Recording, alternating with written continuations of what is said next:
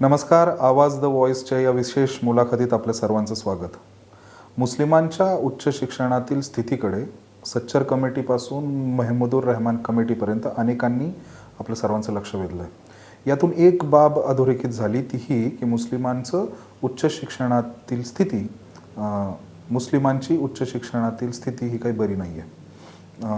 हीच बाब लक्षात घेऊन सोलापूरमधील एक शिक्षक जे 20 वर्षांपासून शिक्षकी पेशात आहेत, शिक्षणाच्या क्षेत्रात आहेत, त्यांनी एक स्वप्न बघितलं.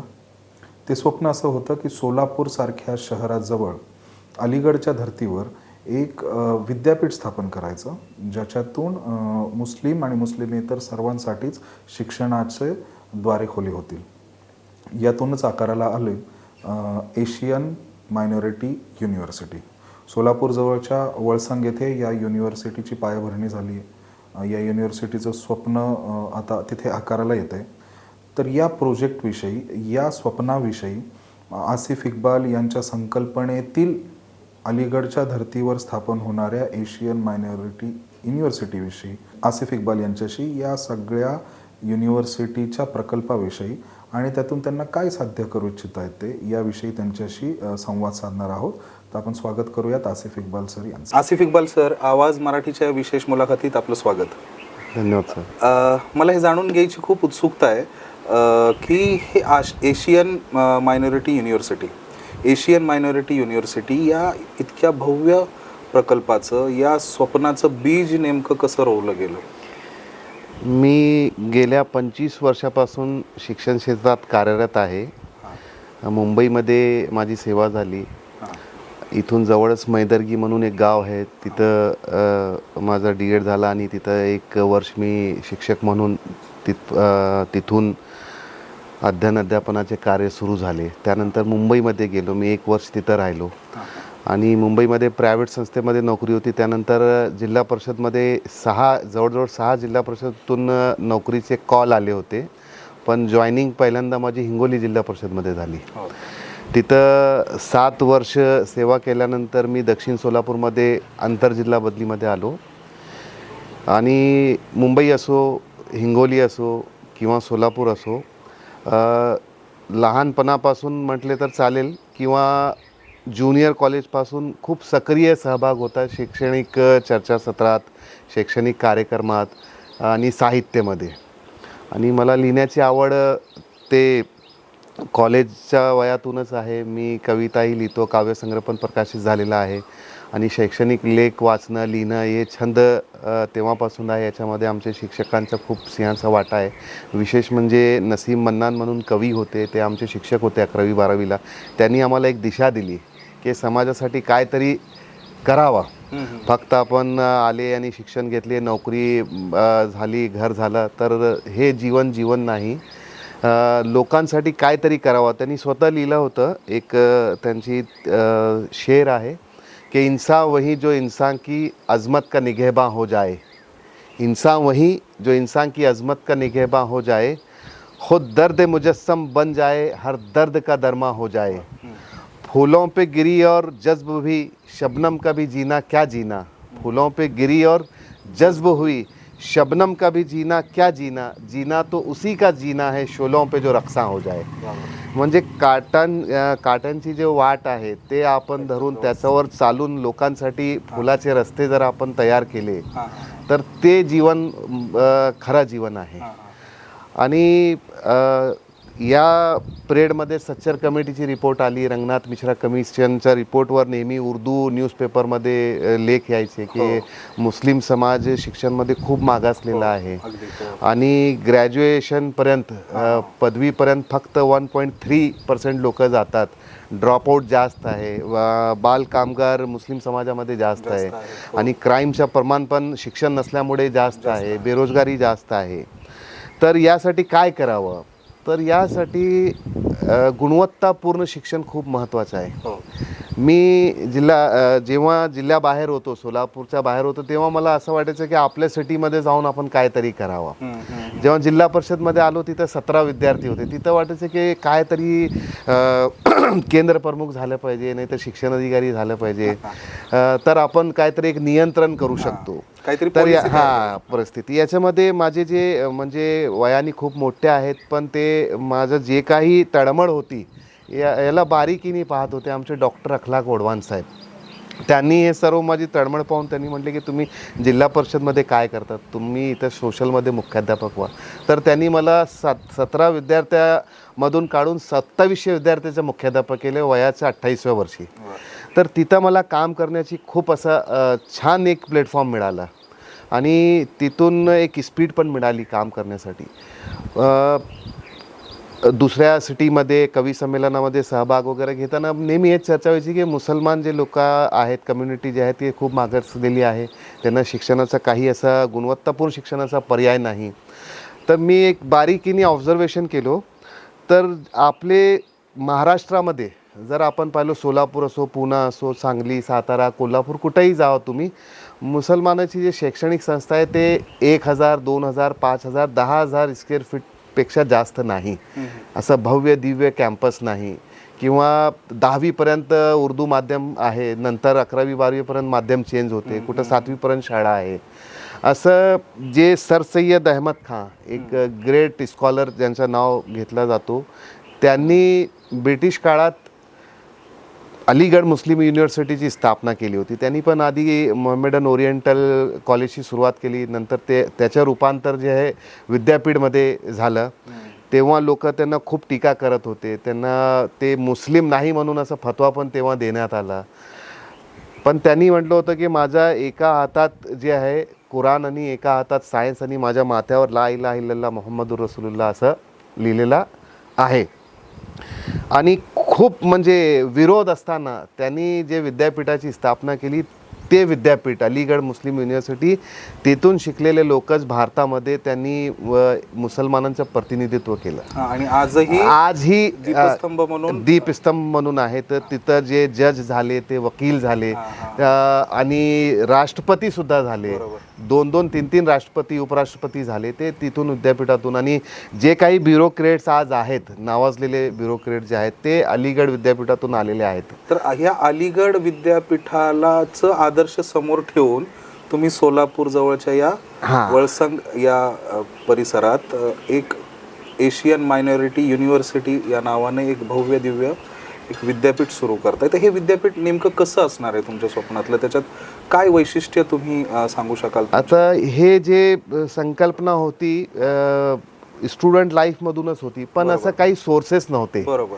पण आता 20-25 वर्ष या क्षेत्रात गेल्यानंतर काही मित्रमंडळी आणि काही मुंबईमध्ये नेहमी जे साहित्याच्या माध्यमातून येणं जाणं असते, तिथले जे साहित्यिक लोक आहे त्यांना मी जेव्हा ही संकल्पना सांगितली तर त्यांनी काही अशा लोकांची मेळ घालून दिलं. जसं आमचे एक मुस्तफा भाई म्हणून आहेत, मुस्तफा भाई कांचवाला, आणि अली असगर पटनवाला, आणि माझे मामा जे आहेत ते बाल साहित्यामध्ये खूप नाव आहे त्यांचं, फारुख सय्यद, डॉक्टर मोहम्मद अली पाटणकर, डॉक्टर कासिम इमाम, असे खूप आमिर अन्सारी वगैरे ह्या लोकांनी खूप प्रोत्साहन दिलं की तुम्ही असं एक प्रोजेक्ट तयार करा, त्यासाठी आम्ही फायनान्स करू आणि तुम्ही लीड करा. तर एक कॉन्फिडन्स वाढला याच्यामध्ये. ते कॉन्फिडन्स वाढल्यानंतर योगायोगाने काही खूप छान लोक मिळाले. जसं आता आम्ही जिथं 100 एकर जमीन घेतलेली आहे, गनीभाई कुरेशी म्हणून, त्यांनी आम्हाला 100 एकर जमीन एका भागात घेऊन देण्यासाठी सिंहाचा वाटा त्यांचा आहे त्याच्यामध्ये.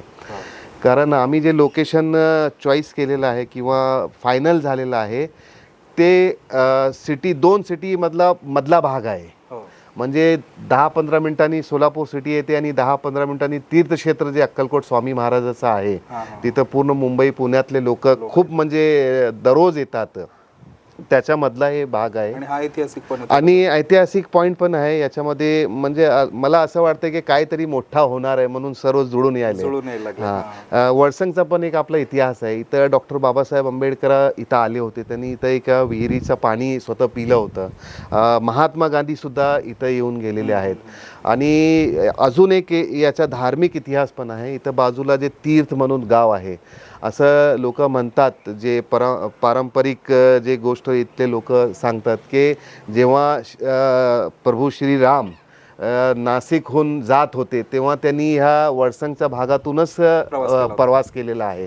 असं म्हणजे एक खूप भावनिक आणि धार्मिक टच पण याला आहे. आणि सामाजिक धार्मिक राजकीय आणि विशेष म्हणजे वडसंग जे आहे येणाऱ्या काही काळात एक सोलापूरमधले जेवढे काही गाव तालुके आहेत याची महत्त्वाची भूमिका राहणार आहे. कारण अल्पसंख्याक समाजासाठी 30,000 घरांचं जे प्रकल्प झालं आहे ते अवघ्या फक्त 10 ते 8 मिनिटावर आहे. आणि त्याच्या आधी पण 5,000 घराचं जे प्रकल्प 10,000 घराचं जे प्रकल्प झालं तेही त्याच्या बाजूला आहे. इथं अश्वनी मेडिकल कॉलेजसुद्धा 5-6 मिनिटाच्या अंतरावर आहे. विशेष म्हणजे आम्ही जिथं आता बसून इंटरव्ह्यू करायलो तिथं आपण वर जाऊन पाहिले तर जे Surat Chennai green express highway जे आहेत ते इथून दिसतंय. म्हणजे फक्त 1.5 किलोमीटरच्या अंतरावर ते हायवे आहे. विशेष म्हणजे मौलाना गुलाम मुस्तानवी यांनी मुस्लिम समाजाच्या शैक्षणिक उन्नतीसाठी खूप काही केलेले आहेत. विशेष म्हणजे त्यांनी मेडिकल कॉलेजची जी संकल्पना होती ते आता इथं बाजूलाच त्यांची जवळजवळ 60 एकर जमीन आहे. इथं ते मेडिकल कॉलेज सुरू करणार होते पण योगायोगाने ते बदनापूरमध्ये सुरू झालं. त्यांचं पण इथं भव्य शैक्षणिक संकुलाचा प्लान आहे. त्याच्यामध्ये गुलाम मुस्तानवी मौलाना जे आहेत त्यांनी काहीतरी दूरदृष्टी ठेवून एक 15-20 वर्षाआधी इथं 60 एकरपर्यंत जमीन घेतलेली आहे. त्याच्या बाजूलाच आम्ही घेतलो म्हणजे त्यांची पण दूरदृष्टी होती आणि हे सर्व ऐतिहासिक वारसा या गावाला लाभलेला आहे. त्यामुळे तुम्ही या जागेची निवड केली. तर इथं जी आता एशियन मायनॉरिटी युनिव्हर्सिटी बनतीये त्याचं वैशिष्ट्य काय आहे, त्याच्यात कुठल्या कुठल्या गोष्टी तुम्ही आणू इच्छिताय, कुठले कुठले प्रकल्प तुम्ही राबवणार आहात? आमची जे टीम आहे याच्यामध्ये लँड एक्सपर्ट टीम आहे, एज्युकेशनिस्ट आहेत, फायनान्स एक्सपर्ट्स आहेत. हे सर्व मिळून 100 एकर जमिनीमध्ये जे 100 एकर जमीन आमची जे परचेस झालेली आहे 50 एकरमध्ये आम्ही युनिव्हर्सिटी करणार आहेत आणि 50 एकरचा रेसिडेन्शियल भाग आहे. आणि 50 एकरमध्ये सर्वात आधी जे आहे nursery to 12th arts commerce science शाळा सुरू होणार. त्यानंतर टप्प्याटप्प्याने जे काही नॉर्म्स आहेत ते फुलफिल करून हॉस्टेल सहित रेसिडेन्शियल. आमची संकल्पना अशी आहे की विजन असावा तर मोठा असावा. लोक ऑक्सफर्डला जातात, हार्वर्डला जातात, तर आम्ही असं काहीतरी करावं की दुसऱ्या देशाचे मुलं इथं येऊन शिकावं. आपले तर जे काही मागासलेले लोक आहेत ज्यांना काही शिक्षणाचा काही पर्याय नाही, परिस्थिती नाही, टॅलेंट आहे पण आर्थिक परिस्थिती नाही, अशा लोकांना तर ऑप्शन आहेच. पण याच्या व्यतिरिक्त आमची ओळख जी आहे ते जागतिक लेवलवर व्हावी, गुणवत्तापूर्ण शिक्षण देणारी एक महत्त्वाची संस्था म्हणून असा याची प्लॅनिंग झालेली आहे. याच्यामध्ये सर्वात आधी जसं सर सय्यद अहमद खाननी एक क्लॉक टॉवर बांधला होता. कारण जेव्हा त्यांनी अलीगडची निवड केली, अलीगड ते पूर्ण शहराचा बाहेर होता, जवळ स्टेशन होतं. लोकांना असं वाटायचं की तिथं कोण जायचं, काय कसं होणार, काय होणार. पण आज अलीगड UP-मधला, उत्तर प्रदेशमधला जागतिक लेवलवर गाजलेला एक डिस्ट्रिक्ट आहे किंवा स्पॉट आहे, प्लेस आहे. तर तसं आम्ही इथं सर्वात आधी हे वॉल कंपाऊंड करणार आणि शाळेची मुख्य इमारत, ॲडमिनिस्ट्रेशन बिल्डिंग आणि हॉस्टेल बांधणार. आणि टप्प्याटप्प्याने आम्ही 60 महिन्याचा प्रोजेक्ट केलेला आहे. 5 वर्षाचं आमचं नियोजन आहे. जशी प्लॅनिंग आहे तशी जर पूर्ण होत गेली तर हे पायलट प्रोजेक्ट म्हणून सर्व भारतात लोक याला कॉपी करणार किंवा फॉलो करणार किंवा बघायला येणार. कारण लोक शाळा सुरू करण्याची प्लॅनिंग करतात, कॉलेज सुरू करण्याची प्लॅनिंग करतात, लायब्ररी सुरू करण्याची प्लॅनिंग करतात.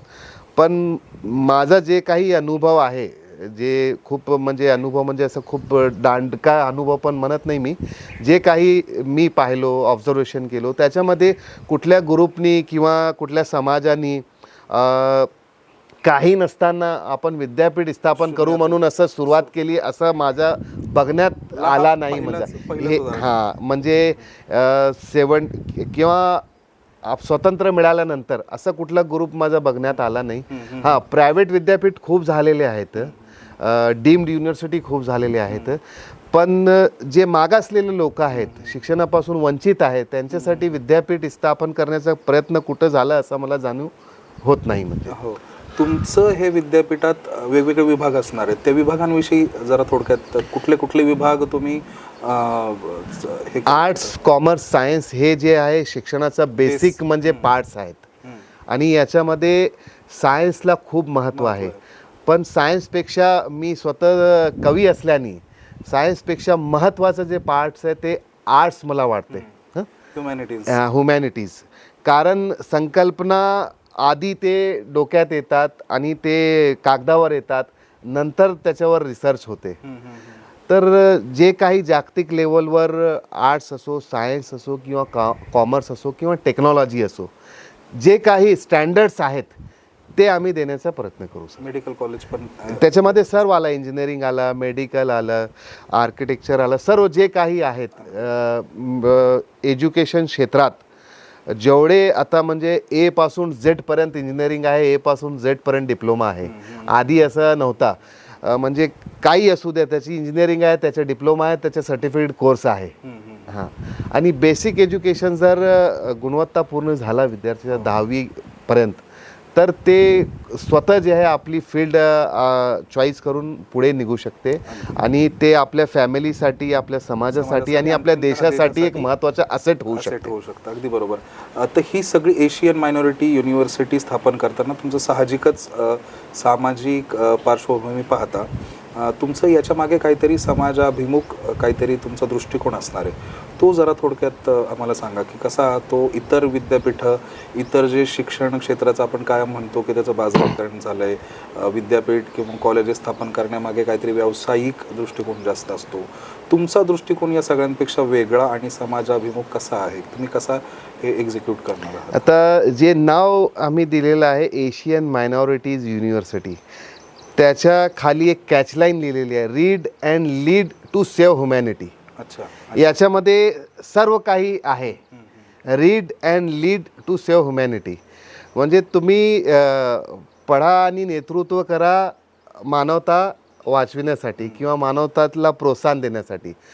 आज जे समाजामध्ये एक अशी समज झालेली आहे की आपण शिकावं, कशासाठी शिकावं, काहीतरी मोठं डॉक्टर व्हावं, खूप पैसा कमावा, मोठं हॉस्पिटल असावं, काहीतरी मोठा इंजिनियर व्हावं. इथं इंजिनियर झाले पुण्यामध्ये जायचं, पुण्यातून मुंबई, मुंबईमधून दुबई, दुबईमधून अजून कुठंतरी युरोपमध्ये जायचं. पण शिक्षण जे आहे माणसाला माणसाशी जोडण्यासाठी जे शिक्षण झालं पाहिजे ते कुठं मिळतं मला सांगा तुम्ही. तुमच्याकडे असं काहीतरी असं कुठलं विद्यापीठ असेल जिथं जात धर्मच्या पलीकडे जाऊन लोकांशी जोडण्यासाठी, समाजाचं नेतृत्व करण्यासाठी आणि एकमेकाला आपण काय या जगात आलो, आपल्याला काय करायचं आहे, भांडण करायचं आहे, एकमेकाला शिवाय द्यायचं आहे का एकमेकाला आपुलकीने राहायचं आहे, त्यामध्ये सर्व काही आलेलं आहे असं मला वाटते. Read and lead to save humanity. Asif sir, हे जो तुमचा भव्य स्वप्न पाहताय तुम्ही विद्यापीठाचं एशियन मायनॉरिटी युनिव्हर्सिटीच्या दृष्टीने, त्याला तुम्ही जो त्याच्यासाठी जो तुम्ही 5 वर्षांचा जो काही संकल्प केला आहे तो पूर्ण हो, हे विद्यापीठ तुम्ही जे स्वप्न पाहताय त्या पद्धतीने आकाराला येऊ आणि सोलापुरातच नव्हे, महाराष्ट्रातच नव्हे, तर तुम्ही म्हणता त्याचं भारत आणि देशभरातून विद्यार्थी इथे गुणवत्तापूर्ण शिक्षण घेण्यासाठी आणि स्वतःचा, समाजाचा, देशाचा आणि अंतिमतः मानव जातीचा विकास करण्यासाठी, मानवतेचा विकास करण्यासाठी ते तयार होते विद्यापीठातून ही पिढी, अशी आम्ही अपेक्षा व्यक्त करतो. आवाज मराठीच्या या विशेष मुलाखतीसाठी तुम्ही वेळ दिलात, आम्हाला हा सगळा परिसर दाखवलात आणि तुमचं स्वप्न आमच्यासमोर मांडलात, त्यासाठी मी तुम्हाला थँक्यू म्हणतो. मी तुमचे आभार मानतो आणि तुमच्या या प्रोजेक्टसाठी तुम्हाला खूप खूप शुभेच्छा देतो. धन्यवाद सर. मी पण तुम्ही एवढा लवकर अजून प्रोजेक्ट सुरू आहे, त्याच्यावर वर्कआउट सुरू आहे आणि या एवढ्या चांगल्या पद्धतीने तुम्ही याला लोकांसमोर आणण्यासाठी हे मुलाखत घेतली. मी पण आपलं खूप खूप म्हणजे आपलं पूर्ण समूचा आभारी आहे सर. धन्यवाद.